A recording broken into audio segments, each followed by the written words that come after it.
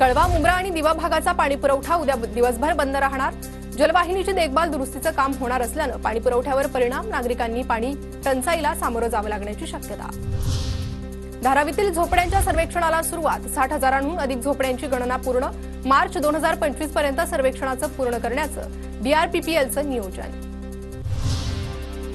Dadar railway स्थानकाच्या फलाट क्रमांकात मध्य रेल्वेकडून बदल।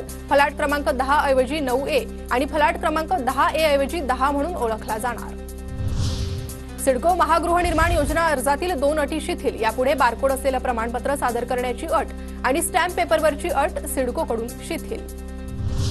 घाटकोपर जाहिरात फलक दुर्घटनेनंतर म्हाडाचं धोरण तयार। अनधिकृत फलकांना आळा घालण्याबरोबरच जाहिरात फलक मान्यतेची प्रक्रिया पारदर्शक करण्यासाठी डिसेंबरच्या पहिल्या आठवड्यात धोरणाबाबत घोषणा करण्यात येणार।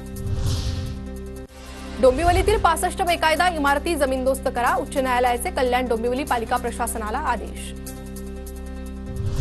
प्रदूषण रोखण्यासाठी मुंबई पालिकेनं बांधकामांना बजावली नोटीस। सर्व वॉर्डमध्ये बांधकामांची झाडाझडती। प्रदूषण नियंत्रणाची नियमावली पाळली जात नसल्याचं निदर्शनास। कांदा, बटाटा, लसणाचे दर वाढलेले असतानाच आता भाज्यांचे दर वाढायला सुरुवात। किरकोळ बाजारात 100 ते 120 रुपये किलोवर भाज्यांचे दर।